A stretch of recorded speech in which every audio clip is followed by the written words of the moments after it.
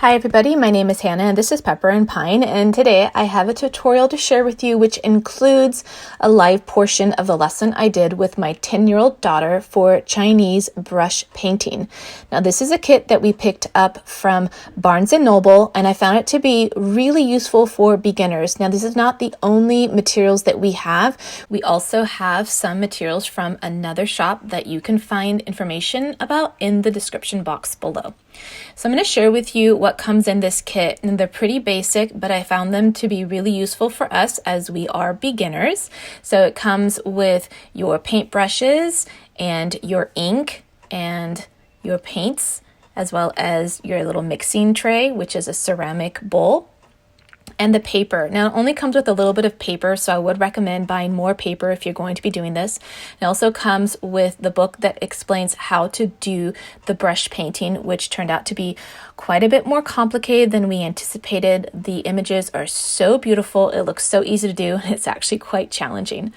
So I've put a little bit of paint on that little container that comes with the kit, and it comes with this little spoon to add water to your paints. They are concentrated and you do need to dilute them, and depending on how much water you dilute them with, you will have either a more intense color or a lighter color.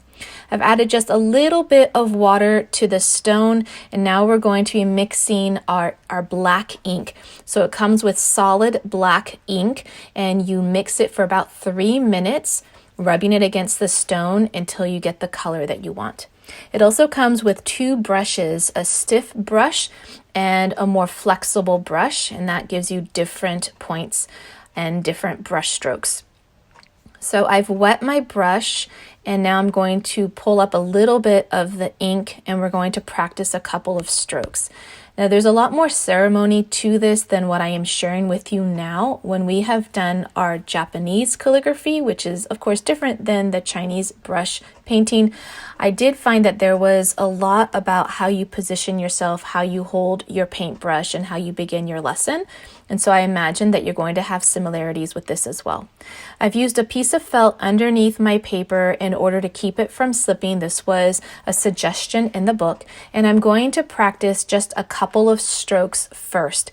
I'm doing this lesson with my 10-year-old daughter, but I'm going to begin by practicing a little bit before she joins me. So I'm just working with the paintbrush. There are 2 paintbrushes. They're going to give you different types of not so much different types of strokes, but it's going to look a little bit different depending on whether it is a firm or a stiff brush or a more flexible one. So I'm practicing these different techniques that are indicated in the book. I'm trying to hold my paintbrush the way that the book indicates. Now, this is our first experience with it, and I wanted to share this with you so that you can get a better idea of what you might expect if you're trying this for the first time and trying this with this kind of kit. Now that I've practiced with a few brush strokes, it's time for me to set up for my 10-year-old daughter. So I'm going to get her a new sheet of paper. We're going to again go through these brush strokes, and I'm going to let you listen to how I'm instructing her. Now again, this is our first time doing this together, and we are using the book that comes in this kit. So if there are any mistakes related to Chinese brush painting, I do apologize in advance. But if you'd like to see how I'm teaching her, you can listen to this following lesson. Okay, so you're going to take this one, that one, and we're going to put it in the black ink a little bit. Okay, so there's 3 different ways to hold your paintbrush. There's straight up and down like this. Do you see how all 4 fingers are positioned on one side, and then your thumb is holding it in place? Okay, so that's one way to do it.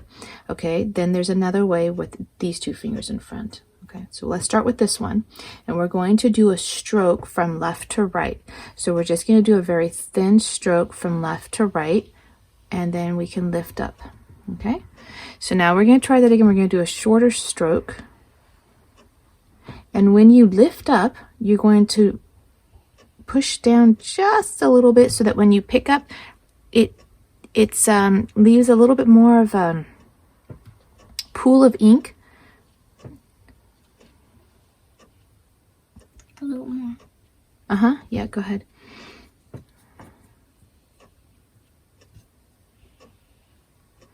And then you can try very thin lines.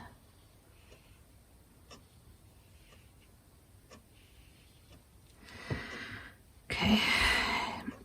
You can also try with your 2 fingers in the front.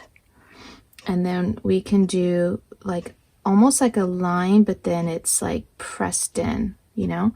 So we're doing the long dot strokes.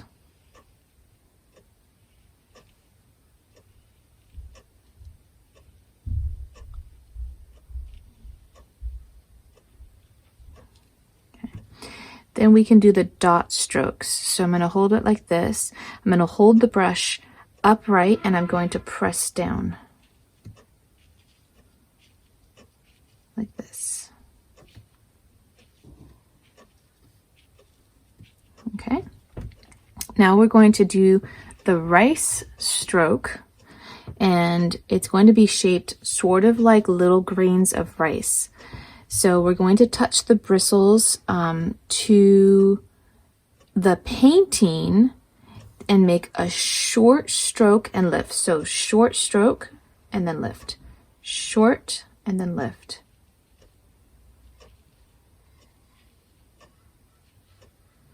We're going to press down. See how it looks like a little grain of rice? Press down and then up. Down and up. So I'm going to add just a little bit more water. That was too much water. And then we need to, okay, go ahead. Hold on. Actually, stop for a minute. Take your paintbrush and put it right here. I don't want it on, there you go. And now you can do this, okay?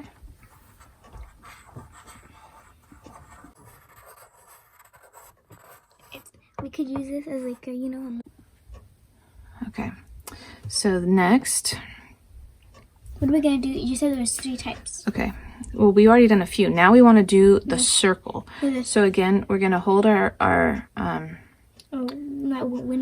there's 3 types of thing. One is like straight down. One is straight down like this. And then one is straight. One is like this. So there's no. I meant finger thing. Now that we're done practicing our brush strokes, we're going to do a painting. Now we're going to do the lotus painting that is at the beginning of the book, but later on in the book, it actually gives us a step-by-step process on how to make this, including how to do your pencil drawing so that you can fill in the painting afterwards. So these are nice steps that you can utilize if you are just starting out with this. So we're going to begin by making our stem and working on our flower, but the book has more of an olive green color and the kit actually has more of a vibrant green color. So we spend a little bit of time trying to make that olive green by mixing the brown and the green. We don't quite achieve the color that we like until almost the very end of this lesson. Now, something that I realized didn't work so well was to make the lessons back to back. We started out with working with our brush strokes, and that probably should have been several lessons before we began painting, but we did this all in one day. So after my daughter does her first painting, she actually doesn't really have the motivation and the skill set to continue. So we're starting now on our second painting because we want to work on that same image. She makes a mistake, she turns her paper over, and then she begins again. Now, because she's only had one lesson on how to use the brush, she hasn't honed her skills yet, and she is finding it a little bit frustrating trying to produce the petals the way that the book does. So she stops at this point, she gives up. I'm going to continue with this painting, and then we're going to try it again. But the next time we try it, we're going to do a little bit differently so that she has a better chance at success. So I'm going to continue with the details of the image, but it's quite challenging for me as well. So now we're going to get a fresh sheet of paper and we're going to go step by step the way the book indicates. So I'm going to outline for her the basics of the painting so that all she has to do is fill in all of the pencil lines. So this is a great way to kind of scaffold the learning for these different skills, but as soon as she begins, she's not happy with it. It's still challenging because she hasn't mastered or really even practiced the different brush strokes. So she gives up after just 1 or 2 strokes. So that's something that I recognized early on in this lesson, is that what wasn't working, I decided to help her so that she could have better success. But what would probably have been better is if we set this lesson aside and revisited it on a later time or a later date. So we just kept doing this back to back to back rather than giving ourselves time to rest in between these lessons. So with my final painting, I'm spending a little bit more time trying to achieve both the color, the strokes, and the whole image of the painting. And while I do like the way the flower turned out, I don't think it looks much like a lotus, even though I tried. And then the petals definitely don't resemble the image in the book, but I am more pleased with it. And at the end, when I've collected all of our images together, I think it turned out really nice in the end. I hope you enjoyed this tutorial. Don't forget to check out more of our ancient China unit study. You can see the other tutorials by tapping on the screen. That playlist link is down in the description box below. Don't forget to check out the blog post that accompanies this video for more pictures and information. And if you'd like to see how we're homeschooling on a daily basis, you can find me on Instagram at Pepper and Pine.